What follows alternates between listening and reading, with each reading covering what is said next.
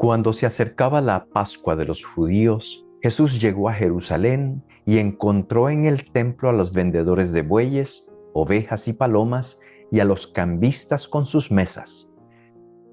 Entonces hizo un látigo de cordeles y los echó del templo con todo y sus ovejas y bueyes. A los cambistas les volcó las mesas y les tiró al suelo las monedas. Y a los que vendían palomas les dijo: quiten todo de aquí y no conviertan en un mercado la casa de mi Padre. En ese momento sus discípulos se acordaron de lo que estaba escrito: el celo de tu casa me devora. Después intervinieron los judíos para preguntarle: ¿qué señal nos das de que tienes autoridad para actuar así? Jesús les respondió: destruyan este templo y en 3 días lo reconstruiré. Replicaron los judíos: 46 años se ha llevado la construcción del templo, ¿y tú lo vas a levantar en 3 días? Pero él hablaba del templo de su cuerpo. Por eso, cuando resucitó Jesús de entre los muertos, se acordaron sus discípulos de que había dicho aquello y creyeron en la Escritura y en las palabras que Jesús había dicho.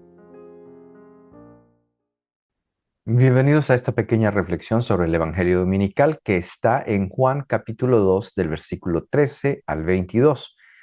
Es el texto que llamamos la purificación del templo, pero viene porque hay una fiesta que, como la semana pasada los fieles difuntos cayó en domingo, también este domingo cae otra fiesta, la Basílica de San Juan de Letrán. Esa basílica es el primer edificio que se le llamó iglesia. Y entonces, por eso es una basílica, porque las basílicas en ese tiempo eran un espacio grande para que la gente pudiera entrar. Pues fue en ese estilo que la construyeron, pero era para ser iglesia, para que los cristianos tuvieran su primer lugar donde reunirse juntos en una ciudad tan grande como la de Roma. Esto sucedió en el año 318 después de Jesucristo. Los cristianos ya se habían venido reuniendo desde hacía mucho tiempo, pero no se reunían en casas. Al principio era al externo.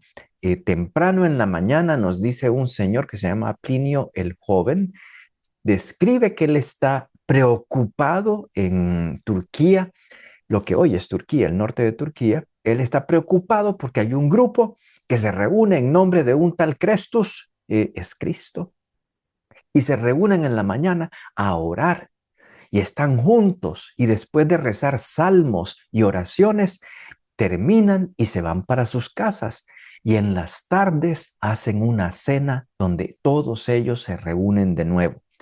Eso le preocupó al tipo y gracias a Dios que le preocupó porque lo escribió. Y es así como sabemos lo que hacían los primeros cristianos. Pero llega 300 años después, ya los cristianos se están reuniendo más en casas. Les contaba que en Roma está la casa de Pudenciana, que ahora es una iglesia, pero era una casa donde los cristianos también llegaban y se reunían. Así habían muchas, así habían muchas. Entonces de ahí salió el término que eran coinonías. En el coiné, la casa, llega a las personas y se reúnen el grupo de esta casa. Bueno, pero ahora entonces, cuando Constantino tiene una pequeña guerra contra Magencio, anterior emperador, y entonces se encuentran en el Ponte Milvio, allí en Roma, lo que ahora ya Roma se agrandó, pues ganó Constantino porque confió en Dios y sintió que Dios le había puesto en su corazón que tenía que confiar en la cruz. Bueno, entonces gana y se siente, pues yo entonces tengo que ser agradecido con lo que recibí y entregó un lugar que es donde está la iglesia San Juan de Letrán, la Basílica de San Juan de Letrán, en Roma, y la consagraron para que los cristianos la pudieran usar. fue el primer gran edificio y le llaman por eso en la iglesia la madre, la mamá de todas las basílicas, de todas las iglesias, de todas las parroquias, de todas las catedrales que luego llegaron. Fue la primerita. Y ahí la comunidad cristiana se multiplicó y agarró mucha fuerza. Por eso se celebra esta fiesta de ese evento que desde la cristiandad, donde no habían iglesias, en grupitos pequeños a las afueras de la ciudad y luego en casas, fue creciendo, creciendo, y ya ahora tienen apertura en el imperio, por lo que Constantino permitió que eso pasara, el edicto de Milán, donde los cristianos están libres para adorar al Señor Jesús. Bueno, pues por eso es que estamos celebrando entonces a esta San Juan de Letrán. Lo importante es que estamos hablando de otro lugar, que por eso el Evangelio es de Jesús en el templo de Jerusalén. Y cuando llega al templo de Jerusalén, Jesús, en San Juan, esta es la primera vez que Jesús, desde Nazaret, viene y se mete al templo. Capítulo 2 es donde están las bodas de Caná. Y después de las bodas de Caná hay dos cositas más ahí pequeñitas y luego es el templo. Pues, ¿qué es lo que está pasando cuando Jesús entra? Que él tenía en su corazón el lugar para glorificar y bendecir a Dios, para estar juntos, para aproximarme a Dios.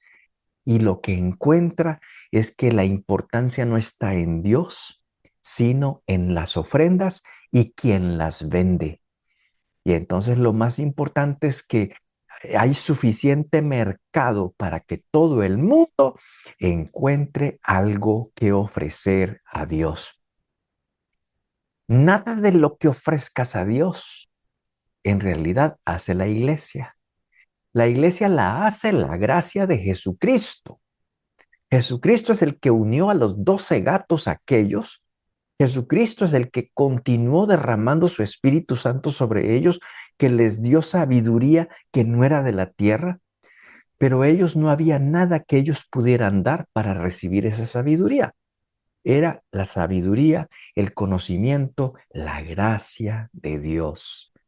No fue el edificio del cenáculo el que permitió que el Espíritu Santo viniera, sino la promesa que hizo Jesús sobre cada uno de ellos.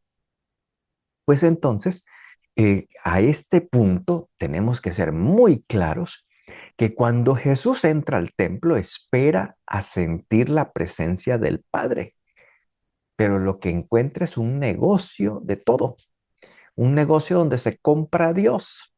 Si ofrece algo más grande, un becerro, ahí usted entonces puede comprarse un favor. Nosotros a veces hacemos eso también y tenemos que tener mucho cuidado. Le ofrezco esto a Dios para que Dios me dé tal cosa. No, no, no, no. No des para recibir. Da si es necesario y crees que lo merita porque amas a Dios y quieres hacer esta ofrenda de la cual te desprenderás sin necesidad de desear algo para poder pagarme lo que hice. Es gracia, es gracia. La gracia no se compra. La misa no se compra. Si el amor de Dios, el cuerpo de Cristo, no se compra. Por eso la Eucaristía es un regalo a través de las generaciones que no se acaba. Es una misa que comenzó en la última cena y que será hasta el final de los tiempos. ¿Quién puede pagar por algo así de grande? Nadie. Entonces, Jesucristo en el templo de Jerusalén encuentra que ellos están pagando y encuentra que cada uno de los animales amerita una distinta gracia. Y eso no le gustó al Señor, no le gustó para nada. Y comienza entonces a revolver el templo. La fe por interés, cero en la manera de Cristo. Y entonces pongamos un orden, el orden de Dios, y Él comienza a voltear las mesas de negocios que van a negociar con la gracia de Dios, las voltea todas. todos los bueyes, las ovejas y las palomas y todo el dinero encima de los cambistas, porque la gente que venía de otros lados del mundo traían monedas romanas con la cara del César. Les tocaba cambiarlas por monedas del templo. Y para los dirigentes del templo era más importante para que el negocio les rindiera. Eso es lo malo de esas cosas. Pues Jesús empieza a volver todo a cero para decirles, la casa de mi padre no es cueva de ladrones. Eso es lo que me estoy encontrando aquí. Pues entonces dice el texto que ellos le reclaman al Señor y los discípulos captan inmediatamente que Él está haciendo una acción profética, porque Jesús no tiene una pizca de violencia, pero reaccionó fuertemente y violentamente en las cosas de su Padre. Entonces dice el texto que hizo un látigo de cordeles y los echó del templo, a todos con todo y sus ovejas, con todos los bueyes. A los cambistas les volcó las mesas y les tiró al suelo las monedas, y a los que vendían las palomas les dijo, quiten todo esto de aquí y no conviertan en un mercado la casa de mi padre. Hay un detalle que nos es extraño, que Jesucristo volteó todo y con un látigo echó a todo el mundo del templo, pero a los que vendían palomas no les hizo nada. No dejó que las palomas se fueran. No dice que rompió para que se volaran. Nosotros decimos que es porque esa es la ofrenda del pobre. Y Jesús esa no la volteó. El pobre tiene todavía cómo hacer su pequeña ofrenda. Es valiosa para Jesús y todo lo demás, sí. Pero eso, como que dijo, no lo volteo.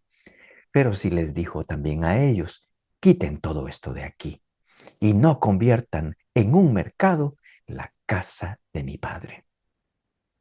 Todos nosotros tenemos la tentación de poder hacer eso, de nuevo, por interés, porque quiero un regalo de Dios para mí y me porto bien porque tengo un interés en él. Y el Señor está diciendo, tu templo tiene que ser un templo sin malas intenciones o manipulación para Dios. Y entonces no le pongas condiciones a Dios. Ama a Dios sobre todas las cosas, aún sobre tus intereses, sobre tus enfermedades, sobre todo. Y que cualquier cosa que hagas en el nombre de Dios, que sea para su gloria. Y que también cualquier cosa por la que estés pasando, que tú muestres la gloria de Dios, sea que aquello que deseas o que sea diferente, aunque no se realizara.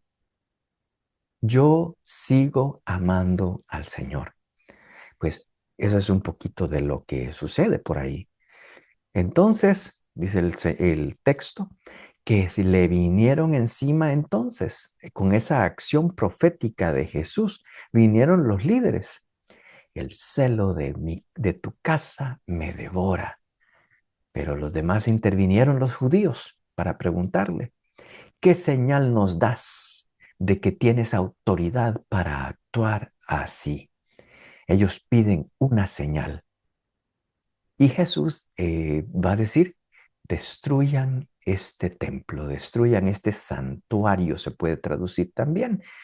Y a eso yo le pongo mucha atención porque la manera de decir templo, santuario, naos en griego, es también como si Jesús dijera, destruyan este sagrario, destruyan este sagrario. ¿Y qué va a pasar si lo destruyen? Lo levantaré en 3 días. Ahí es donde tiene sentido. Él está hablando de su cuerpo, está hablando de él mismo y se califica a sí mismo como un sagrario, donde ahí está Dios. Jesús es el templo verdadero, donde Dios está vivo. Y no importa, rómpame este sagrario, rómpame este templo, pero lo levantaré en 3 días. Y nosotros sabemos lo que pasó en la cruz. Y 3 días después, El templo de su cuerpo, de su vida, estaba vivo. No se pudo acabarlo. No se puede apagar la mecha. Dios es más poderoso que la oscuridad y que el demonio y todo lo que pueda haber. Ellos todavía, ¿cómo que lo vas a levantar en 3 días? Porque le estaba hablando de su templo, de su cuerpo. Por eso cuando resucitó, dice el texto, cuando resucitó Jesús de entre los muertos, se acordaron sus discípulos de aquello que había dicho y creyeron en la escritura y en las palabras que Jesús les había dicho. Ahí termina el Evangelio, pero es justamente después de haberse dado cuenta del verdadero santuario. Hermano, entonces los retos para nosotros de tener una fe sin motivos ulteriores. Es decir, estoy viniendo a misa porque quiero recibir esto. Estoy orando más porque quiero recibir lo otro. Estoy leyendo la palabra por este interés o esta cosa. Léala, ame al Señor, haga carne la palabra que está leyendo, pero no le pongas condiciones a Dios. No le pongas condiciones a Dios porque entonces vas a tornar la relación con el templo con que yo tengo un interés en ese templo. Y no puede ser así. Tiene que ser libre. Por eso me encanta al principio lo que hablaba de la primera iglesia. Los cristianos al fin sintieron, tenemos la libertad de en público salir a cantar, a orar, a bendecir el nombre del Señor. Ya no tenemos que escondernos. Y es entonces ellos ya tenían algo externo, pero reconocieron lo que hemos vivido a través de las persecuciones y todos los problemas es que este templo también se ha hecho más fuerte y que entonces con la gracia de Dios nosotros perdemos el interés en el sentido de Señor, si me amas, dame tal cosa, si yo hago esta cosa, me das otra. No, dejemos eso de lado, purificar nuestras intenciones y permitirle al Señor que fortalezca ahora este pequeño templo que es mi corazón. Poder decirle al Señor, soy siervo tuyo, haz lo que tú quieras conmigo. Dios los bendiga.